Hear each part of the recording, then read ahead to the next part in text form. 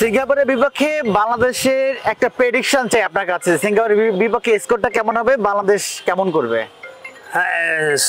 It's too early to say, এটা আগে বলা ঠিক হবে না, বাট আমি চাইবো আমাদের দল জিতুক। আর সেক্ষেত্রে জামাল ভুঁইয়া, তপু বর্মন, হামজা চৌধুরী এরা যখন মাঠে নামবে তখন প্রতিপক্ষরা একটু ঘাবড়ে যাবে কিনা যে বিদেশের মাটিতে ওরা খেলতে আসছে? না, সিঙ্গাপুর ওরা তো এদের খেলা জানে না, এদের নামও শোনে নাই কখনো। ওরা তো বেটার অপোনেন্ট পেলে আরো বেটার ফুটবল খেলবে। ডেফিনেটলি একটা যোজন যুদ্ধ হবে আমার মনে হয়। প্রবাসী ফুটবলাররা বাংলাদেশে যেভাবে আসা শুরু করেছে, এটা ফুটবলের জোয়ার শুরু হয়েছে কিনা? ডেফিনেটলি এটা আমাদের জন্য একটা খুশির আমেজ তৈরি হয়েছে, এবং আমি এই কমিটিকে ধন্যবাদ জানাবো যে তারা সিনক্রোনাইজ করে যেভাবে আনছে প্লেয়ারদের গুলো, এটা আমাদের জাতি এবং আমাদের ফুটবলের জন্য কল্যাণ বয়ে আনবে। এখন হচ্ছে ক্রিকেটের একসময় জোয়ার ছিল, এখন ফুটবলের জোয়ার।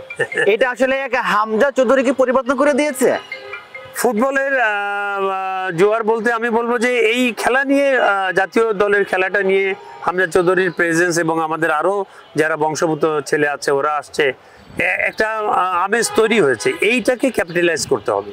এইটাকে যদি আমরা কাজে লাগাতে পারি, ডেফিনেটলি আমাদের ফুটবল আবার ঘুরে দাঁড়াবে। ঈদের ছুটির মধ্যে খেলা, ছুটির একটা প্রভাব মাঠে পড়বে কিনা? কিছুটা হলে পড়বে, কিছুটা পড়বে, কারণ সবাই তো ঘরমুখী হয়ে ফিরে যাবে দেশে ঈদ করার জন্য। বাংলাদেশের দলটা এই মুহূর্তে আপনার চোখে কেমন? আমার চোখে স্ট্রাইকিং জোনে একটু ঝামেলা।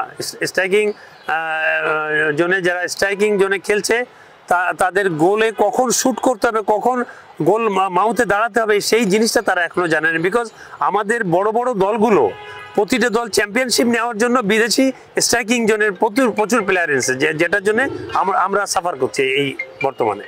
ফুটবলকে ফেরানোর জন্য এই যে এত সুন্দর স্টেডিয়ামটা কতটা গুরুত্বপূর্ণ ভূমিকা পালন করবে? হ্যাঁ, এটা বিশাল একটা আয়োজন হবে, এবং আমি মনে করি এই আয়োজনের মাধ্যমে আমাদের ফুটবলটাকে সারা বাংলায় জাগ্রত করতে পারবে। এবং তারা যদি আমাদের যারা বিএফএফ আছেন, টেকনিক্যাল কমিটি এবং অর্গানাইজিং দিকটা যারা দেখছে, এরা যদি সারা বাংলাদেশের কর্মকর্তা যারা আছে বর্তমানে, তাদেরকে দাওয়াত করে এনে এখানে যদি এই পরিবেশটা দেখাতে পারে, আমার মনে হয় তারা উজ্জীবিত হবে এবং ফুটবল আয়োজনে তারা আরো সচেষ্ট থাকবে। আপনি দেখছেন যে মাঠ থেকে গ্যালারির দূরত্ব অনেক, এই ট্র্যাকের কারণে খেলা দেখতে দর্শকদের একটু সমস্যা হবে কিনা? কারণ বল কোথায় যাচ্ছে, কার পায়ে যাচ্ছে, এত দূর থেকে আসলে বোঝা যায় না। না, এটা কোনো ম্যাটার করবে না। এটা তারা আরামসে দেখতে পারবে, কারণ ফুটবল তো মানে সবাই দেখতে পায় যে কোথায় পাসটা হচ্ছে, কোথায় যাচ্ছে, মুভমেন্টটা কোন দিকে যাচ্ছে। এটা ওই উপর থেকে আরো ভালো দেখা যাবে। ফুটবলটাকে আরো এগিয়ে নেওয়ার জন্য বাফুফের প্রতি আপনার কি পরামর্শ আছে?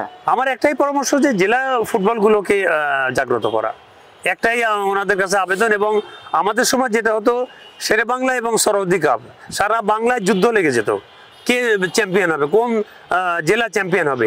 এই জেলায় যুদ্ধটা লাগিয়ে দিতে পারলে ডেফিনেটলি ফুটবল আবার ঘুরে দাঁড়াবে। আপনার চোখে হামজা চৌধুরী, মানে আপনার মন কতটা জয় করতে পেরেছে হামজা চৌধুরী? না, হিজ গুড। ও একটা স্ট্যান্ডার্ড লেভেলে ও খেলে এসছে। ডেফিনেটলি ওর স্ট্যান্ডার্ড অনেক হাই। ওর সঙ্গে তাল মিলিয়ে আমরা কতটুকু খেলতে পারছি সেটা হলো বড় ব্যাপার।